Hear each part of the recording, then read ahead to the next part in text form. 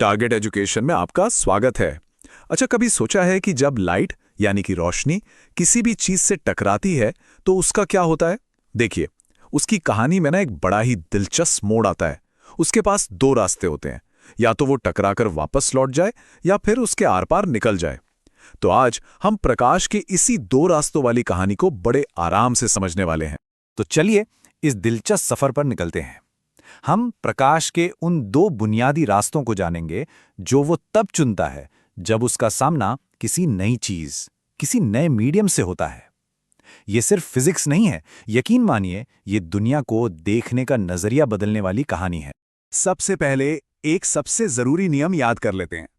प्रकाश हमेशा हमेशा एक सीधी लाइन में ही चलता है। इसी सीधे रास्ते को हम प्रकाश की किरण या रे ऑफ लाइट कहते हैं, और आज की हमारी पूरी कहानी इसी एक लाइन पर टिकी है। तो फिर सवाल ये उठता है कि जब ये सीधी चलती हुई किरण किसी चीज से टकरा जाती है तब क्या होता है?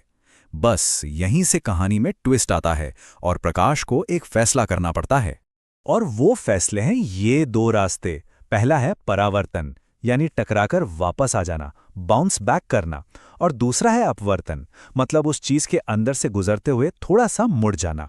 तो बस यही दो ऑप्शन है, बाउंस होना या बेंड होना। तो ये रहा हमारी आज की बातचीत का पूरा रोड मैप। हम प्रकाश के इन दोनों रास्तों को एक एक करके समझेंगे, उनके जादुई औजारों यानी दर्पण और लेंस को जानेंगे, और आखिर में देखेंगे कि ये दोनों एक दूसरे से कितने अलग हैं। ठीक है, तो चलिए पहले रास्ते पर चलते हैं। यहां हम ये जानेंगे कि जब प्रकाश किसी सतह से टकराकर वापस लौटता है तो आखिर होता क्या है। परावर्तन का ना एक बहुत ही सीधा साधा नियम है। एंगल ऑफ इंसिडेंस हमेशा एंगल ऑफ रिफ्लेक्शन के बराबर होता है। मतलब प्रकाश जिस एंगल पर सतह से टकराएगा ठीक उसी एंगल पर वापस लौट जाएगा, बिल्कुल एक गेंद की तरह जो जमीन से टकराकर उछलती है। सिंपल।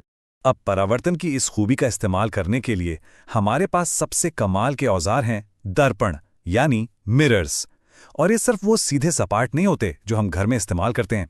तो ये गोलीय दर्पण क्या होते हैं? अरे बस एक चमकता हुआ चम्मच सोचिए। चम्मच का जो अंदर धंसा हुआ हिस्सा है वो अवतल दर्पण की तरह काम करता है, और जो बाहर की तरफ उभरा हुआ हिस्सा है वो उत्तल दर्पण की तरह। है ना, कितना आसान। यहां दोनों में फर्क साफ साफ दिखता है।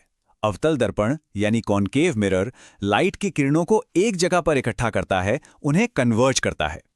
वहीं दूसरी तरफ उत्तल दर्पण यानी कॉन्वेक्स मिरर किरणों को बाहर की तरफ फैला देता है, उन्हें डाइवर्ज कर देता है। एक इकट्ठा करता है, दूसरा फैलाता है। तो सवाल यह है कि ये दर्पण अपनी इन घुमावदार सतहों से अलग अलग तरह की इमेज बना कैसे लेते हैं? इसका जवाब छिपा है किरण आरेखों में, जिन्हें हम रे डायग्राम्स भी कहते हैं। इमेज कहां और कैसी बनेगी ये पता लगाने के लिए ये 4 सरल नियम हमारी मदद करते हैं। हमें बस इनमें से कोई भी 2 नियम इस्तेमाल करने हैं। किरणों का रास्ता बनाना है, और जहां वो किरणें एक दूसरे को काटती हैं बस वहीं पर हमारी इमेज बन जाती है। ये टेबल तो कमाल की है। ये दिखाती है कि अवतल दर्पण के सामने ऑब्जेक्ट को अलग अलग जगहों पर रखने से होता क्या है। देखिए, जैसे जैसे ऑब्जेक्ट दर्पण के पास आता है इमेज दूर जाती है और उसका साइज बदलता जाता है, कभी छोटी, कभी बराबर, कभी बड़ी। और एक बात पर गौर कीजिए, ज्यादातर इमेज वास्तविक और उल्टी हैं, पर एक खास जगह पर रखने पर यह आभासी और सीधी भी बन जाती है। ये स्लाइड पिछली टेबल का एक बेहतरीन विजुअल है। ऑब्जेक्ट की जगह बदलने से इमेज का नेचर कैसे बदल रहा है ये इसमें एकदम साफ दिखता है। ये एक पूरी जर्नी है, इन्फिनिटी से शुरू होकर दर्पण के पोल तक। और हाँ, ये सब सिर्फ किताबों की बातें नहीं हैं। अवतल दर्पण का इस्तेमाल डेंटिस्ट करते हैं दांतों को बड़ा देखने के लिए, और गाड़ियों की हेडलाइट्स में रोशनी को फोकस करने के लिए। वहीं उत्तल दर्पण गाड़ियों के साइड मिरर में लगे होते हैं, क्योंकि वो हमेशा सीधी और छोटी इमेज बनाकर हमें पीछे का ज्यादा बड़ा व्यू देते हैं। ठीक है, तो एक रास्ता तो हमने देख लिया। अब चलते हैं प्रकाश के दूसरे और शायद ज्यादा रहस्यमयी रास्ते पर। यह रास्ता तब खुलता है जब प्रकाश किसी चीज से टकराकर लौटता नहीं, बल्कि उसके अंदर से गुजरता है, और ऐसा करते हुए मुड़ जाता है। अपवर्तन को समझने का सबसे अच्छा उदाहरण है पानी के ग्लास में रखी पेंसिल। वो हमें मुड़ी हुई क्यों दिखती है? क्योंकि जब प्रकाश पानी से निकलकर हवा में आता है तो वो अपना रास्ता बदल लेता है, यानी बेंड हो जाता है। इसी जादू को हम अपवर्तन या रिफ्रैक्शन कहते हैं। पर यह प्रकाश मुड़ता क्यों है? बड़ी सीधी सी बात है, जब वो एक मीडियम से दूसरे में जाता है, जैसे हवा से पानी में, तो उसकी स्पीड बदल जाती है। और अपवर्तनांक या रिफ्रैक्टिव इंडेक्स हमें यही बताता है कि किसी मीडियम में प्रकाश की स्पीड कितनी कम होगी। जितना ज्यादा अपवर्तनांक, उतनी धीमी स्पीड और उतना ही ज्यादा झुकाव। और अपवर्तन की इसी शक्ति का इस्तेमाल करने के लिए हमारे पास जो शानदार उपकरण हैं, उन्हें हम लेंस कहते हैं। दर्पण की तरह ही लेंस भी दो मेन टाइप के होते हैं। उत्तल लेंस, जो बीच में से मोटे होते हैं, वो प्रकाश को एक बिंदु पर इकट्ठा करते हैं, बिल्कुल एक मैग्नीफाइंग ग्लास की तरह। और अवतल लेंस, जो बीच में पतले होते हैं, वो प्रकाश को फैला देते हैं। और मजे की बात यह है कि लेंस भी दर्पणों की तरह ही नियमों के हिसाब से इमेज बनाते हैं। उत्तल लेंस तो बहुत वर्सेटाइल होते हैं। ये अलग अलग तरह की इमेज बना सकते हैं, रियल भी और वर्चुअल भी, ठीक अवतल दर्पण की तरह। जबकि अवतल लेंस का एक ही उसूल है, वो हमेशा एक ही तरह की इमेज बनाता है, वर्चुअल, सीधी और छोटी, एकदम उत्तल दर्पण की तरह। तो अब तक हमने प्रकाश के दो अलग अलग रास्तों को समझा। अब बारी है इन दोनों को आमने सामने रखकर इनकी तुलना करने की। तो कहानी का सार क्या है? बहुत सिंपल। परावर्तन मतलब प्रकाश का बाउंस होना, जिसके लिए दर्पण इस्तेमाल होते हैं, और अपवर्तन मतलब प्रकाश का बेंड होना, जिसके लिए लेंस इस्तेमाल होते हैं। दोनों के अपने नियम हैं, अपने सूत्र हैं, और हमारी रोजमर्रा की जिंदगी में इनके शानदार इस्तेमाल हैं, गाड़ियों की हेडलाइट से लेकर हमारे चश्मों तक। और अंत में एक सवाल, हमारी आंखों में भी तो एक लेंस ही है ना? और दुनिया की हर चीज या तो प्रकाश को लौटा रही है या मोड़ रही है। तो सोचिए, जो हकीकत हम अपनी आंखों से देखते हैं, वो असल में इन दो सीधे साधे नियमों से कितनी गहराई से जुड़ी हुई है। इस पर जरूर सोचिएगा। हमारे साथ जुड़े रहने के लिए आपका बहुत बहुत शुक्रिया। इस पूरी चर्चा का पीडीएफ आपको हमारे टेलीग्राम चैनल पर मिल जाएगा, जिसे आप रेफर कर सकते हैं। नमस्कार, विज्ञान की दुनिया में आपका स्वागत है। क्या आप तैयार हैं अपनी जानकारी को परखने के लिए? आज हम प्रकाश यानी लाइट की एक बहुत ही दिलचस्प दुनिया में गोता लगाने वाले हैं, और हमारे पास परावर्तन और अपवर्तन पर एक जबरदस्त क्विज है। तो चलिए इन 15 सवालों के साथ अपने दिमाग की बत्ती जलाते हैं। तो ठीक है, अब शुरू करने का समय आ गया है। अपनी तैयारी को जांचने का इससे बेहतर मौका नहीं मिलेगा। हर सवाल के बाद सोचने के लिए थोड़ा सा वक्त मिलेगा। तैयार हैं सब? तो ये रहा हमारा पहला सवाल। पहला सवाल है, प्रकाश किस तरह की रेखा में यात्रा करता है? मतलब उसका रास्ता कैसा होता है? ऑप्शंस हैं, ए टेढ़ी मेढ़ी रेखा में, बी सीधी रेखा में, सी वक्र रेखा में, या डी इनमें से कोई नहीं। सोचिए। और सही जवाब है बी सीधी रेखा में। जी हां, प्रकाश हमेशा एक सीधी लाइन में ही चलता है, और इसी रास्ते को हम प्रकाश किरण कहते हैं। चलिए अब सवाल नंबर 2 देखते हैं। परावर्तन के नियम के अनुसार आपतन कोण यानी एंगल ऑफ इंसिडेंस I किसके बराबर होता है? ए अपवर्तन कोण के, बी परावर्तन कोण R के, सी 90 डिग्री के, या फिर डी 0 के। और इसका सही उत्तर है बी परावर्तन कोण। यह रिफ्लेक्शन का एक बहुत ही बेसिक नियम है कि जिस एंगल पर रोशनी किसी सतह से टकराती है, ठीक उसी एंगल पर वापस लौटती है। सवाल नंबर 3, एक समतल दर्पण यानी प्लेन मिरर जो हम रोज इस्तेमाल करते हैं, वो हमेशा कैसी इमेज बनाता है? ए वास्तविक और उल्टी, बी आभासी और सीधी, सी वास्तविक और सीधी, या डी आभासी और उल्टी। इसका जवाब है बी आभासी और सीधी। बस अपने आईने में खुद को देखने के बारे में सोचिए। इमेज हमेशा सीधी दिखती है, उल्टी नहीं, और ऐसा लगता है कि वो आईने के पीछे बनी है, इसलिए वो आभासी या वर्चुअल होती है। अब थोड़ा फॉर्मूले पर आते हैं। सवाल नंबर 4, वक्रता त्रिज्या r और फोकस दूरी f के बीच सही रिलेशन क्या है? ए f बराबर r, बी r बराबर 2f, सी f बराबर 2r, या डी r बराबर f/2। तो सही जवाब है बी r बराबर 2f। याद रखिएगा, किसी भी गोलीय दर्पण में जो वक्रता त्रिज्या होती है, वो फोकस दूरी की ठीक 2 गुनी होती है। ये एक बहुत ही सीधा साधा नियम है।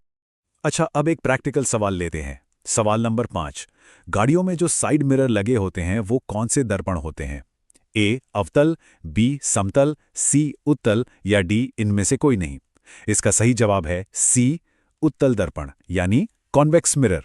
ऐसा इसलिए क्योंकि उत्तल दर्पण बाहर की तरफ उभरे होते हैं और हमें पीछे का ज्यादा चौड़ा व्यू देते हैं, भले ही चीजें थोड़ी छोटी दिखें पर ज्यादा एरिया कवर हो जाता है।